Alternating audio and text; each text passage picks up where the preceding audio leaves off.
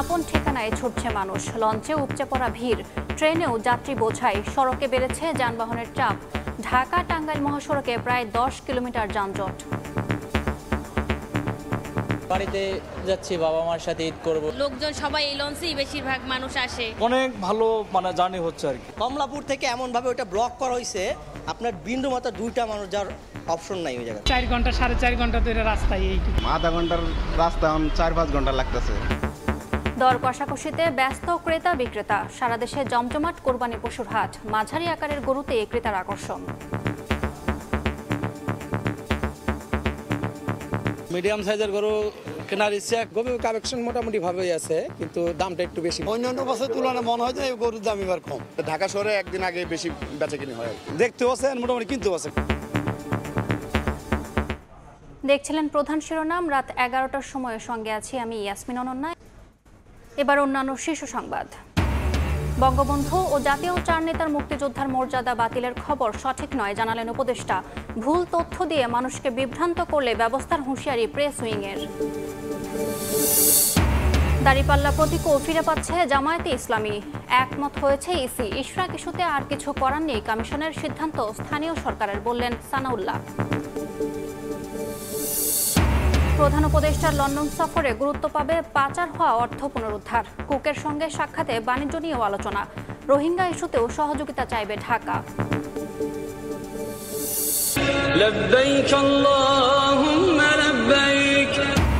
কাল পবিত্র হজ, লাব্বাইক ধ্বনিতে মুখরিত মিনা।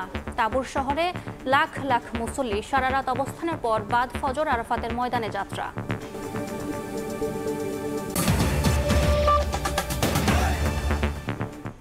ঈদ উদযাপনে আপন ঠিকানায় ছুটছে মানুষ। ছুটি শুরুর আগে শেষ কর্মদিবসে সদরঘাটে ঢল নামে দক্ষিণবঙ্গের যাত্রীদের। মানুষ বোঝাই করে ছেড়ে যায় একের পর এক ট্রেনও। তবে শিডিউল বিপর্যয় না থাকায় রয়েছে স্বস্তি। এদিকে সন্ধ্যার পর সড়কে বেড়েছে যানবাহনের চাপ।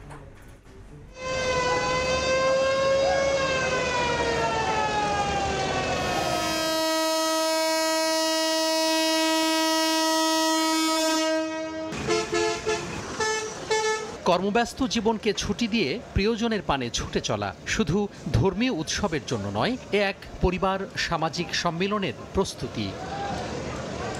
শেষ কর্মদিবসের পর শুরু ঈদের ছুটি, তাই সব কাজের ইতি টেনে এখন বাড়ির পানে ছুটে চলা। বুধবার সন্ধ্যা হতেই সদরঘাট লঞ্চ টার্মিনালে দক্ষিণাঞ্চলগামী মানুষের ভিড়। ভোলা, বরিশাল, ঝালকাঠি, পটুয়াখালী সহ বিভিন্ন রুটের যাত্রী আগেভাগেই উঠে যান যার যার লঞ্চে। ছুটে চলে দক্ষিণ অঞ্চলের বিভিন্ন গন্তব্যের পানে। ঈদের ছুটি কাটাতে বেড়াতে যাচ্ছি বাড়িতে, নিজের বাড়ি। আর এক কথা হলো আগে আসছি এই জন্য, কারণ আমাদের এখানে লঞ্চে সিট পাওয়া যায় না। এই জন্য খুব আনন্দ লাগতেছে, ঈদের দিন সবাই একসাথে থাকবো।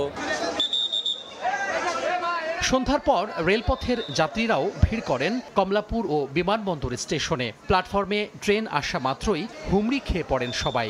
কমলাপুর থেকেই কানায় কানায় পণ্য থাকায় বিমানবন্দর স্টেশনের যাত্রীদের ট্রেনে উঠতে পড়তে হয় বিড়ম্বনায়। সবচেয়ে বেশি বিপাকে পড়েন প্রসূতি ও শিশু সন্তান সঙ্গে থাকা নারীরা। অনেক আনন্দ লাগছে, আমি যাচ্ছি, আমার ভাইয়া যাচ্ছে, আমার পাপা যাচ্ছে, সবাই মিলে একসাথে ছুটি কাটাবো, মজা করব। মা বাবা ছেলে মেয়ে বউ আছে, এদের সাথে ঈদ করার মজা আলাদা। অনেকদিন ধরে অনেকের সাথে দেখা হয় না, ওদের সাথে এখন দেখা হবে। 120 কিলোমিটারে আমরা দ্রুত বেগে চলে যাচ্ছি, আর সময় ক্ষেপণ করার দরকার হচ্ছে না। ট্রেনে এত দ্রুত নদী পার হয়ে আমরা চলে যাচ্ছি। উত্তরবঙ্গগামী যে কোনো যাত্রী আমরা রয়েছি তাদের জন্য একটা পরম পাওয়া। সড়ক পথেও বেড়েছে গাড়ির চাপ। মহাসড়ক যানজট মুক্ত রাখতে হাইওয়ে পুলিশের সঙ্গে কাজ করছে সেনাবাহিনীও। তবে সন্ধ্যার পর গাজীপুরে যানজট তৈরি হয় ঢাকা টাঙ্গাইল মহাসড়কে। তোহা খান তামিম, সময় সংবাদ, ঢাকা। রাজধানী সহ সারা দেশে জমে উঠেছে কুরবানির পশুর হাট। ছোট ও মাঝারি আকারের চাহিদা বেশি থাকলেও ক্রেতা কম বড় গরুর। দাম নিয়ে সন্তুষ্ট ক্রেতারাও। বিক্রেতাদের আশা, কাল থেকে পুরোদমে শুরু হবে বেচাকেনা। এদিকে হাটগুলোতে অপ্রীতিকর ঘটনা এড়াতে তৎপর আইনশৃঙ্খলা রক্ষা বাহিনী।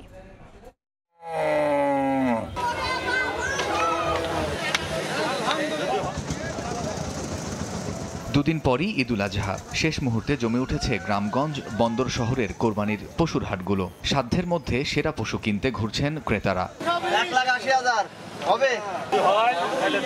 পছন্দ হলেই খরিদ্দার আর ব্যাপারীর মাঝে চলছে দর কষাকষি। হাটে সব ধরনের গরু থাকলেও মাঝারি ও ছোট আকারের প্রতি ক্রেতার আকর্ষণ বেশি। তবে পশুর দাম নিয়ে রয়েছে মিশ্র প্রতিক্রিয়া। বাজার তো খুব গরম মনে হচ্ছে, দামও মোটামুটি প্রতি বছরের মতোই, খুব একটা বেশিও না, খুব একটা কমও না। ব্যাপারীরা বলছেন হাটে অতিরিক্ত পশু ওঠায় দাম কম। এছাড়া বৈরী আবহাওয়ায় বেচা বিক্রি কম হওয়ায় লোকসানের শঙ্কা তাদের। কাস্টমার মোটামুটি সবাই আসতেছে, বিভিন্ন দাম বলতেছে। পার্টি আছে ভাই, তবে বেচা তো এখানে হয়নি। আমি 4টা করে বিক্রি করছি, ছোট 4টা করে। রাজধানীর গাবতলী সহ বিভিন্ন হাটে কোরবানির পশু নিয়ে এসেছেন বিক্রেতারা। দিন গড়াচ্ছে আর ভিড়ও বাড়ছে। বিক্রেতাদের আশা বৃহস্পতি ও শুক্রবারই হবে মূল বেচাকেনা। যদি আমাদের মনের আশা 5 লাখ টাকা বেচবো, এটা আপনার মনে করেন 4 লাখ বলতেছে। 2 দিনের ভিতরে ইনশাল্লাহ আশা করি আমার গরু বেচা কিনে হয়ে যাবে। 4 দিনে আমরা না হইলেও 20টা গরু বেচা পারলাই, কিন্তু এবার 4টা গরু বেচছি। ছাগলের দাম একদম সীমিত এবং ভালো বেচে কিনে হচ্ছে। পর্যাপ্ত পরিমাণ গরু আছে এবং গরু বিক্রি হচ্ছে এবং গরু আসতেছে। এদিকে পশুর দামে সন্তুষ্ট বলে জানিয়েছেন ক্রেতারা। তবে হাসিল ঘরের সদস্যরা কেউ কেউ তুলছেন অভিযোগের সুর। গরুর কালেকশন মোটামুটি ভাবেই আছে, কিন্তু দামটা একটু বেশি মনে হচ্ছে। এবার গরুর দাম নাগালের ভিতরেই আছে, একটু কমই মনে হচ্ছে। অন্যান্য বারের তুলনায় ভালোই মনে হচ্ছে আর কি। কেউ কেউ বলতেছে না আলহামদুলিল্লাহ খুবই ভালো, আর বিক্রেতা কেউ কেউ বলতেছে যে না আমরা খুশি, কেউ কেউ আবার একটু বলতেছে যে না আমাদের লস হচ্ছে। মোটামুটি বেচাবেচি আলহামদুলিল্লাহ খুবই ভালো। এবার ঢাকা উত্তর ও দক্ষিণ সিটি মিলিয়ে মোট 21টি স্থানে পশুর হাট বসানো হয়েছে। প্রতিটি হাটেই বিক্রি হচ্ছে গরু, ছাগল, ভেড়া সহ বিভিন্ন প্রজাতির কোরবানির পশু। কামরুজ্জামান মামুন, সময় সংবাদ, ঢাকা। বঙ্গবন্ধু জাতীয় চার নেতা ও মুজিবনগর সরকারের সদস্যদের মুক্তিযোদ্ধার স্বীকৃতি বহাল থাকবে বলে জানিয়েছেন মুক্তিযুদ্ধ বিষয়ক উপদেষ্টা ফারুক আজম। এদিকে প্রধান উপদেষ্টার প্রেস সচিব বলেন, মুক্তিযুদ্ধের খেতাব নিয়ে ভিত্তিহীন সংবাদ প্রচার করেছে বিভিন্ন গণমাধ্যম। ভুল তথ্য দিয়ে মানুষকে বিভ্রান্ত করলে তাদের বিরুদ্ধে ব্যবস্থা নেওয়া হবে বলে জানায় প্রেস উইং। অধ্যাদেশে বলা হয়, বিদেশে থেকে মুক্তিযুদ্ধের পক্ষে ভূমিকা রাখা ব্যক্তি, মুজিবনগর সরকারের অধীনস্থ কর্মকর্তা কর্মচারী, ডাক্তার, নার্সদের মুক্তিযোদ্ধা স্বীকৃতি বাতিল করে মুক্তিযুদ্ধের সহযোগী হিসেবে গণ্য করা হবে। বুধবার সকালে সচিবালয়ে এ বিষয়ে মুক্তিযুদ্ধ বিষয়ক উপদেষ্টা ফারুক আজম সাংবাদিকদের বলেন, ৭২-এর সংবিধানের আলোকেই মুক্তিযোদ্ধা এবং মুক্তিযুদ্ধের সহযোগী পদবি যুক্ত করা হয়েছে। শেখ মুজিবুর রহমান সহ জাতীয় চার নেতার মুক্তিযোদ্ধা স্বীকৃতি বাতিলের তথ্য সঠিক নয় উল্লেখ করে উপদেষ্টা বলেন, মুক্তিযুদ্ধ পরিচালনা করা মুজিবনগর সরকারের সঙ্গে যুক্ত সবারই মুক্তিযোদ্ধা স্বীকৃতি থাকবে। মুজিবনগর সরকার ইটসেলফ এবং তার দ্বারাই স্বীকৃত অন্যান্য সকল বাহিনী যারা সশস্ত্রভাবে যুদ্ধ করেছে তারা সবাই মুক্তিযোদ্ধা হবেন। এটাই তাহলে মুজিবনগর সরকারের মধ্যে কে ছিলেন? শেখ মুজিবুর রহমান ছিলেন, সৈয়দ নজরুল ইসলাম সাহেব ছিলেন, তাজউদ্দিন সাহেব ছিলেন, মনসুর আলী সাহেব ছিলেন, কামরুজ্জামান সাহেব ছিলেন, খন্দকার মুস্তাক সাহেব ছিলেন। এরা সবাই মুক্তিযোদ্ধা। যারা সহযোগী মুক্তিযোদ্ধা হবেন তারা মর্যাদা ক্ষুণ্ণ হয়েছে, এটা মোটেও না। এদিকে প্রধান উপদেষ্টার প্রেস সচিব বলেন, মুক্তিযুদ্ধের খেতাব নিয়ে ভিত্তিহীন সংবাদ প্রচার করেছে বিভিন্ন গণমাধ্যম। ভুল তথ্য দিয়ে মানুষকে বিভ্রান্ত করলে তাদের বিরুদ্ধে ব্যবস্থা নেওয়া হবে বলে জানান উপপ্রেস সচিব আবুল কালাম আজাদ মজুমদার। মুজিবনগর সরকারের রাষ্ট্রপতি শেখ মুজিবুর রহমান সহ শতাধিক নেতার মুক্তিযুদ্ধের স্বীকৃতি বাতিল করা হয়েছে। এই খবরটি সম্পূর্ণ মিথ্যা। যারাই এখন থেকে এই ধরনের ভুল সংবাদ প্রকাশ করবেন, সরকার তাদের বিরুদ্ধে প্রয়োজনীয় আইনানুগ ব্যবস্থা গ্রহণ করবে। ভুল তথ্য ছাপানোর জন্য সংশ্লিষ্ট গণমাধ্যমকে দুঃখ প্রকাশের আহ্বান জানিয়েছে প্রধান উপদেষ্টার প্রেস উইং। তারা তাদের পাঠকদের কাছে দুঃখ প্রকাশ করবেন। প্রসূন আশিস, সময় সংবাদ, ঢাকা। দাঁড়িপাল্লা প্রতীক সহ জামায়াতের ইসলামীর নিবন্ধন ফিরিয়ে দিতে নীতিগত সিদ্ধান্ত নিয়েছে নির্বাচন কমিশন। ইসি আবুল ফজল মোহাম্মদ সানাউল্লাহ বলেছেন, ইশরাক ইস্যুতে গ্যাজেট প্রকাশের মধ্য দিয়েই কমিশন সাংবিধানিক কাজ সম্পন্ন করেছে। আপিল শুনানি শেষে গত রোববার বাংলাদেশ জামায়াতে ইসলামীর নিবন্ধন ফিরিয়ে দেওয়ার নির্দেশ দেন আদালত। একই সঙ্গে দলটির প্রতীক দাঁড়িপাল্লা ফিরে পাওয়ার বিষয়টি নির্বাচন কমিশনকে সিদ্ধান্ত নিতে বলা হয়। প্রতীকের ব্যাপারটিও ইলেকশন কমিশনের সামনে রেফার করা হলো আদার ইস্যু হিসেবে। আদালতের রায়ের পরদিনই কমিশনে সাক্ষাৎ করতে আসে জামায়াতের প্রতিনিধি দল।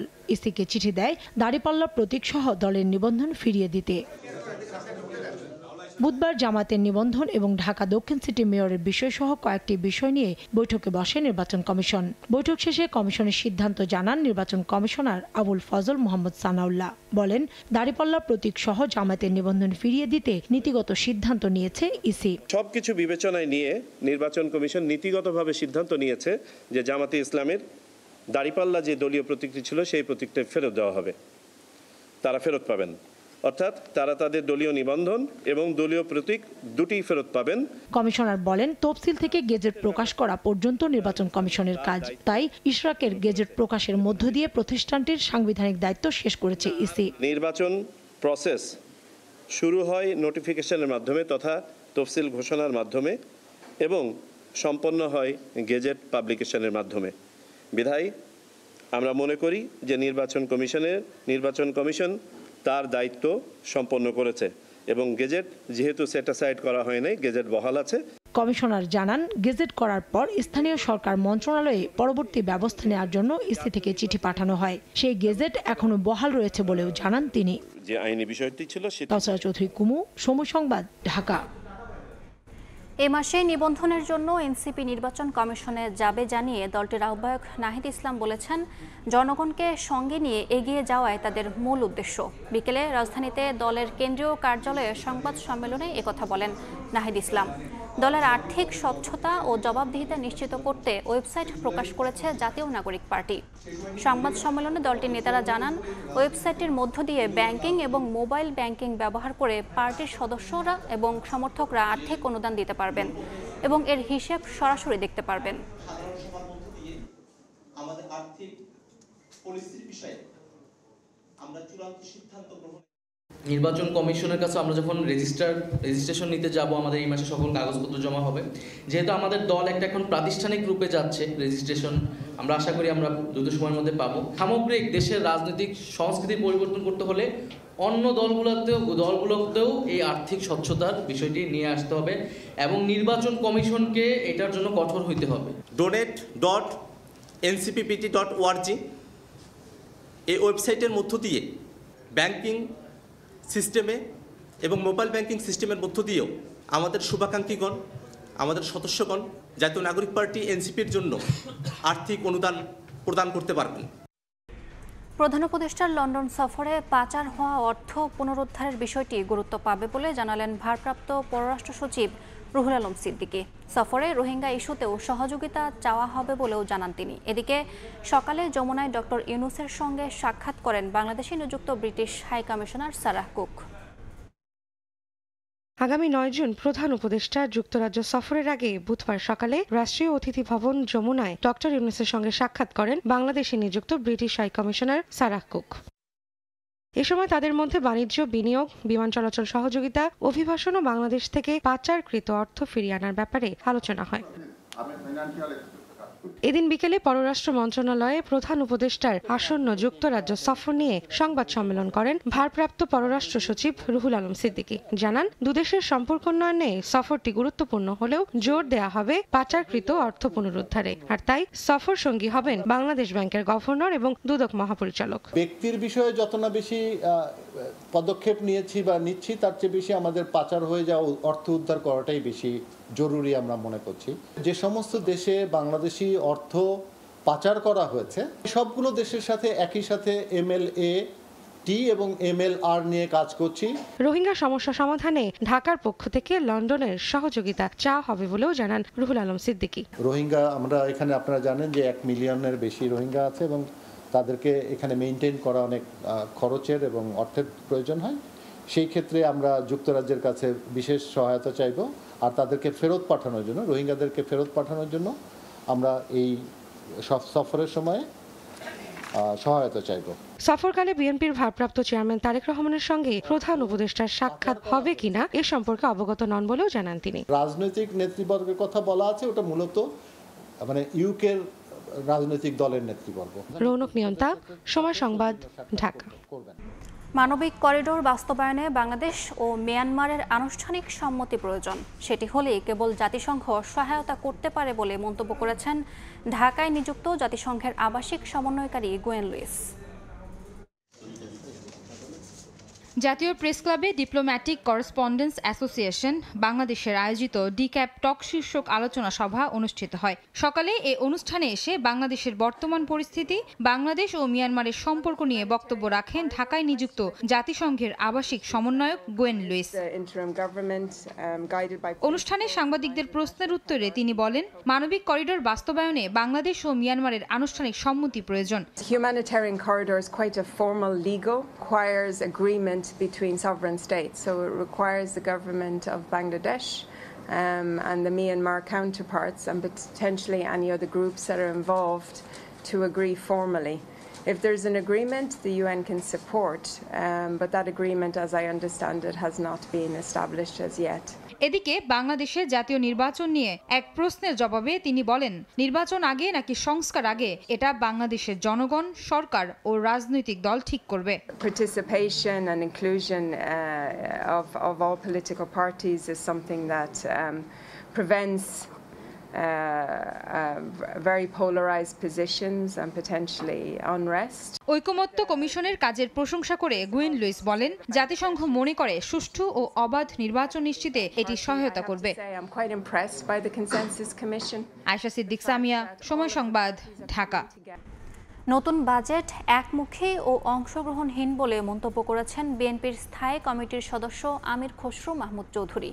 গুলশানের সংবাদ সম্মেলনে তিনি বলেন, বৈষম্যহীন সমাজের আকাঙ্ক্ষার প্রতিফলন নেই বাজেটে। এদিকে বাজেটকে আমলাতান্ত্রিক কাঠামোর পুনরাবৃত্তি হিসেবে অভিহিত করেছে গণসংহতি আন্দোলন ও গণ অধিকার পরিষদ। অন্তর্বর্তী সরকার ঘোষিত বাজেটের আনুষ্ঠানিক প্রতিক্রিয়া জানাতে সকালে গুলশানে চেয়ারপারসনের কার্যালয়ে সংবাদ সম্মেলন করে বিএনপি। বাজেটকে একমুখী এবং অংশগ্রহণহীন অভিহিত করে আমির খসরু বলেন, রাজনৈতিক দলগুলোর সাথে আলোচনা করে ঐকমত্যের ভিত্তিতে বাজেট পেশ করলে নতুন চিন্তার প্রতিফলন ঘটত।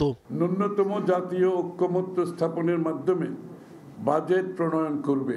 যেহেতু সংসদ নাই, নির্বাচিত সরকার নাই, সমাজের বিভিন্ন শ্রেণী পেশার মানুষের মতামত নিতে পারে, কিন্তু সেই সুযোগটি কাজে লাগানো হয়নি।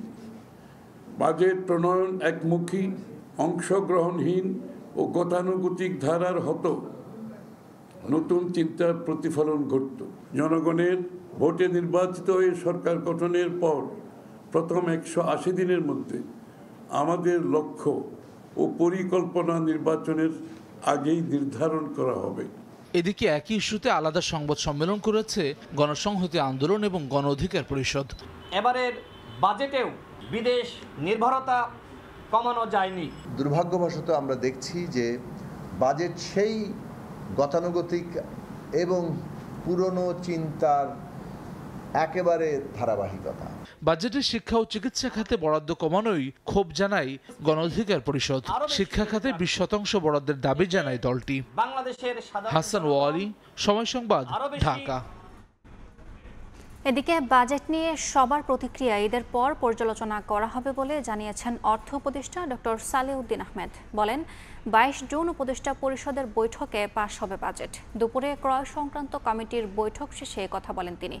এছাড়া ঈদের টানা ছুটি অর্থনীতিতে কোনো প্রভাব ফেলবে না বলেও জানান তিনি। সিভিল হওয়ার কোনো ইস্যু নাই, ব্যবসায়ীরা তাদের মতো ব্যবসা করবে। ব্যাংক, বাংলাদেশ ব্যাংক অলরেডি বলেছে কোন দিন ব্যাংক খোলা থাকবে এবং হাটে, গরুর হাটে কীভাবে তার পৃথিবীর অন্যান্য যে আরও বেশি হলিডে থাকে। ক্রিসমাসের সময় ওদের 20-25 দিন হলিডে থাকে। নেপালে আপনার দুর্গাপুজোর সময় 1 মাস হলিডে থাকে, দেশ চলে না। তো অতএব চলবে, কোনো রকম বিরূপ বিষয়কতা। আর ইতিমধ্যে আমরা বাজেট তো দিয়ে দিয়েছি। বাজেটের মোটামুটি আমাদের যে কর্মপন্থা কী হবে সেগুলো এটাতে কাজ চলবে। ঈদের পরপর এটা আবার আমরা স্টক টেকিং করবো, কারকে হিসাবে বাজেটের বিভিন্ন মন্তব্য থাকবে, সাজেশনগুলো যে আমরা নেব সেটা তো আমরা বলেছি 19 তারিখ পর্যন্ত খোলা থাকবে। বৃষ্টিপাত কমলেও উজানের পাহাড়ি ঢলে প্লাবিত সিলেটের নিচু এলাকা। বালাগঞ্জ উপজেলার ফাজিলপুর গ্রামের প্রতিরক্ষা বাঁধ ভাঙনের কারণে শেরপুর বালাগঞ্জ সড়ক বিচ্ছিন্ন হয়ে গেছে। সড়ক বসতবাড়ি তলিয়ে যাওয়ায় ভোগান্তিতে পড়েছেন গ্রামবাসী। ইউনিয়নের 13 গ্রামের মধ্যে 11টির প্রায় 8000 মানুষ পানিবন্দী অবস্থায় রয়েছেন। সিলেটে তেমন বৃষ্টিপাত না হলেও পাহাড়ি ঢলে কুশিয়ারা নদীর 3টি এবং সুরমা নদীর 1টি পয়েন্টে বিপদসীমার ওপর দিয়ে প্রবাহিত হচ্ছে। এতক্ষণ দেখছিলেন দেশ বিদেশের খবর।